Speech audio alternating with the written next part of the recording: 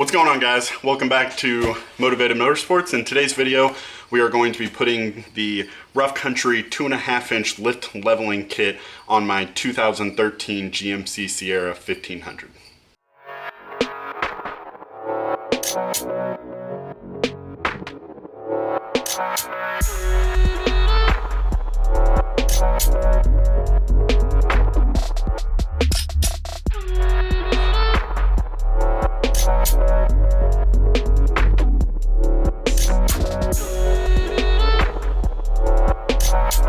Yeah, so today's video, like I said, we're going to be putting the Rough Country 2.5-inch lift leveling kit on my truck.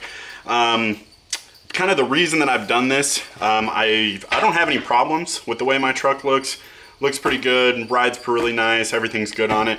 I just really would rather have it sit just a little bit higher. My truck is supposedly a Z71, but if you look at it, it just kind of looks like a two-wheel drive truck, and I just want to kind of lift it up and make it have just a little more aggressive stance on it.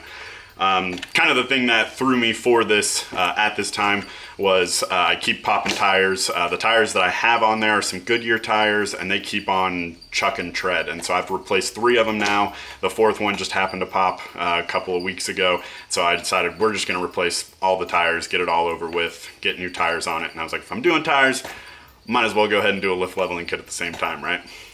Makes sense. So yeah, I'll show you the truck real quick. Yeah, so like I said, the truck sits pretty nice. Has no, like I said, I have no issues with the way it sits. It just sits a little low for me. I'd like it to sit just a little bit higher. So like I said, it's about a 2.5-inch lift leveling kit, so it'll level out the front end to the back end, and it'll raise it up just a little bit. But that's kind of the way it looks like before, and then I'll be able to show you guys an after photo next time. So the lift leveling kit, I've already kind of opened it up and looked through it. Seems pretty easy. They just have these little spacers that you stick under the bottom of the front strut, and then these little spacers right here that you stick up on the top of them. Pretty easy, pretty simple. In the rear, there's new blocks, and they give you new U-bolts. They say it should take you somewhere between 3 and 4 hours to do it. I mean, I think if you have any kind of experience with any kind of mechanics work, if you have pretty good, tool usage, if you're pretty quick with tools, I think you're going to be able to do it in probably an hour, 2 hours max. It doesn't seem like it's going to be that hard. I'm going to do it a little bit different than what they're doing it, because I need to replace both my lower control arms. Both lower ball joints on my truck have been loose for a little while. I've just kind of been putting it off because I knew I wanted to do this kit. So I'll go ahead and I will put on new lower control arms. So the way I do it is going to be slightly different than what they're saying to do it. Either way, it's going to work pretty much the exact same. So I'll kind of show you how they suggest to do it, and then how I'm going to do it, and then you guys kind of make up for yourselves how you guys want to do it.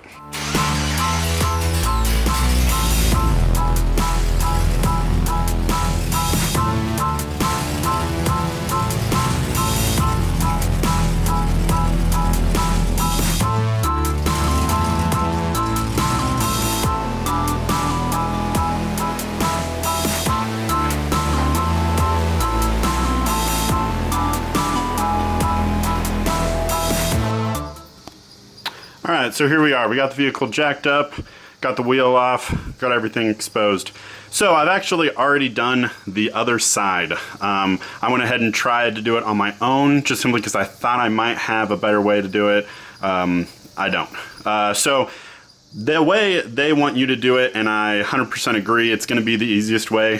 First, you start out by pulling the top 3 nuts on the strut assembly.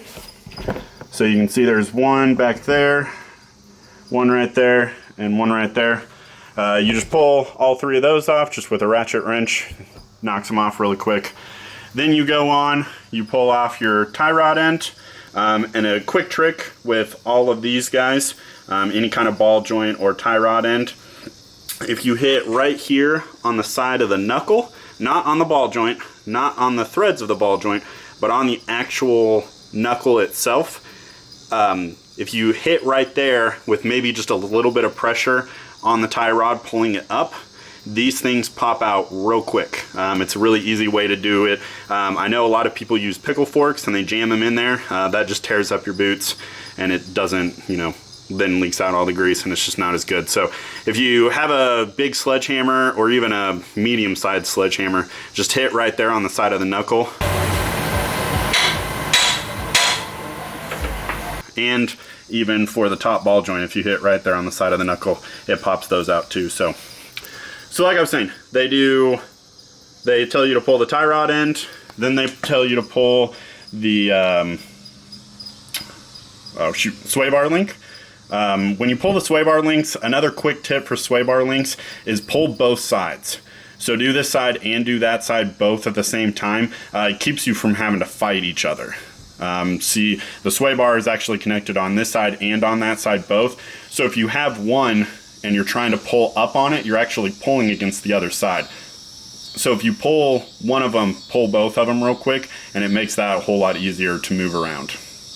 Once you get the sway bar links out, then they have you pull this ball joint right here. It's just a nut right there on the bottom side, right down there. Pull that nut out and then hit that with a hammer.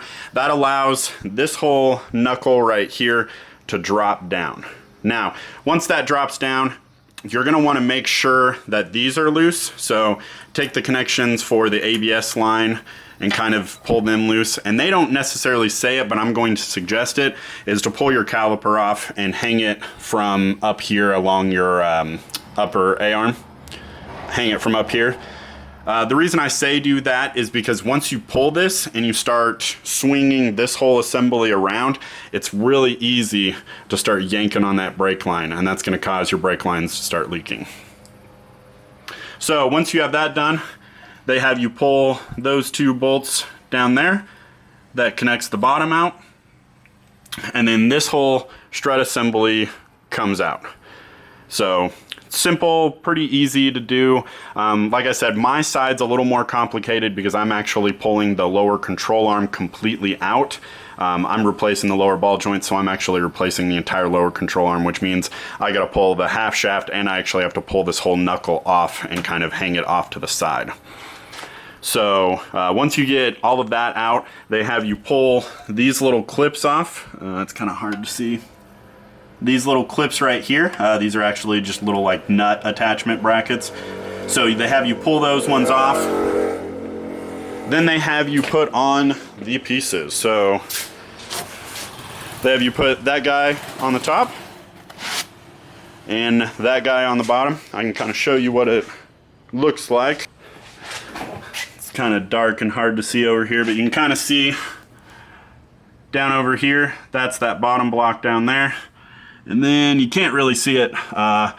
This triangle block goes up in between there. So just to kind of reiterate, this guy will go in between the strut and this brace up here. So it'll actually go down. Once you pull it out, you'll slide it over the studs and then slide the entire assembly back up into this holder.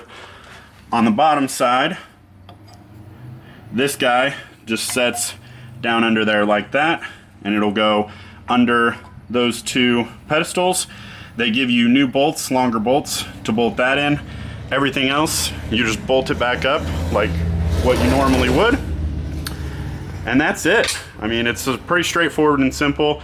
This gives you about a 2.5 inch, 2 inch lift because of course it's pushing everything down, which then is going to make everything raise up, set up higher. So that's kind of the fronts. I'm gonna knock out this side real quick. Like I said, you'll see me doing a little bit of extra stuff because I'm actually replacing the lower control arm.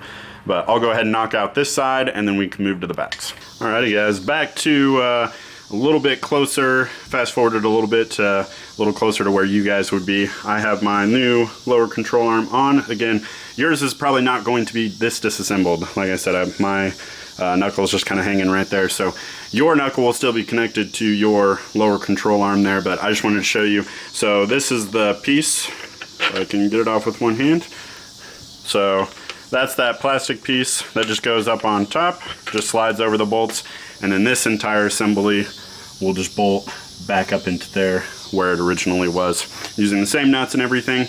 And then I will show you kind of how the bottom goes on here in just a second. I also wanted to show, those are the little captive nuts that are typically on the bottom of there. You just use a little screwdriver and a hammer to knock those off. So I'm going to go ahead and put this back up in there, and then I will show you the next step.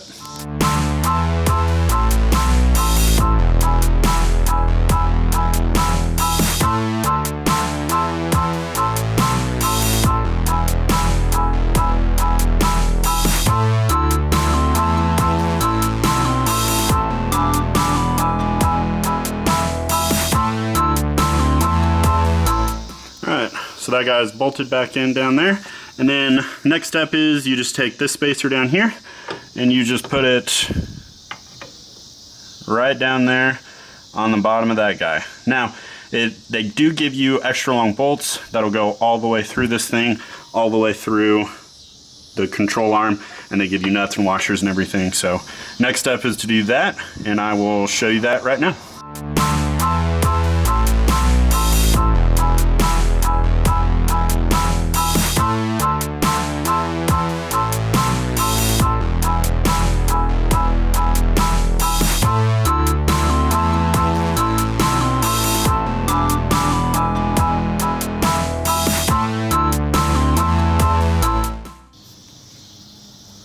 All right, and so just like that, we have that block in, and we have the top block in. So now all that's left is to go ahead and reassemble everything just the exact same way that you disassembled it, get it all put back together. I always like to put everything back together, go through and do one nut and bolt check through all of it, and then once that's done, I'll go ahead and swap over to the rears and show you how to do the rear.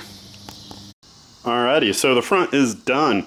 It looks good. Definitely going to need bigger tires, but it's definitely sitting up significantly higher. I was a little worried that it wasn't actually going to raise it all that much, but definitely has raised it a lot. So now onto the back.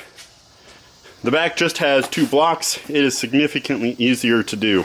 All you have to do, pull the existing U-bolts out. So there's already U-bolts down there. You just got to pull those off. Slowly let the axle down with a jack. Slide those guys in there. Use those new U-bolts. Bolt it all back up, and you're done. So I'll go under there and kind of show you under the vehicle how to do it. All right, so under the vehicle, like I was saying, you just have this shock here. You just have to pull this one bolt out down from under here to loosen all this up. Then you just take this U-bolt right here, these two nuts right here, you loosen those, pull those off. There's one more on the back side, pull that off, lower down the axle with the jack. Take this guy, slide this guy in where that block is, and then bolt it all back up with the new U-bolts, and that's it. There is one thing you do want to note. There's a hole right here and a guide pin right here. You want to make sure that you line those up on here to make sure that everything gets lined back up perfectly. Other than that, that's all you got to do. So the back is pretty simple. I'm going to knock it out real quick, kind of show you guys a time lapse of that.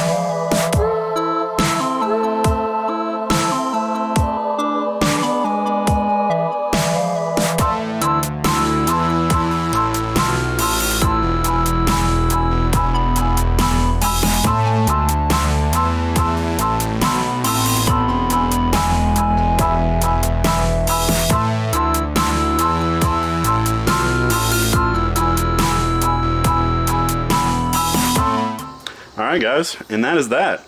The truck is done. It has its lift kit on it. I know you can't really tell when it's inside, but it's kind of dark outside. So I'll get side by side tomorrow morning.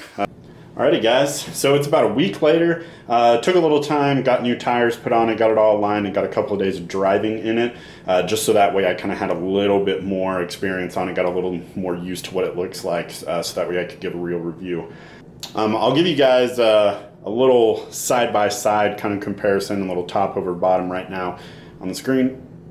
And I love this thing. I love the way it looks. It definitely has a more aggressive look to it. It's definitely a little bit taller, and it looks like a truck now without looking like a parking lot crawler or something. So it definitely is a little more aggressive. I'm not into the super tall jacked up trucks, but I do definitely want, if I have a four-wheel drive truck like this, to look like a four-wheel drive truck, and that's what this kit does. It levels it out and it gives it just that little more aggressive look. I did put new tires on it. The tires are 285/70 17s, I believe, and they just make the truck perfect. They fill up the wheel wells really well, and I just have no problems with how this thing looks and how it handles. It really handles well, handles like just before. I've even towed a trailer a couple days ago with it. Still handles really well. I can't say enough good things about it. This is exactly what I wanted when I was buying this. And for the purchase price of 150 or 160 bucks when I'm filming this, you really can't beat it. This thing is perfect. I mean, if I had to give it a score, it'd be a 10. I give it a 10.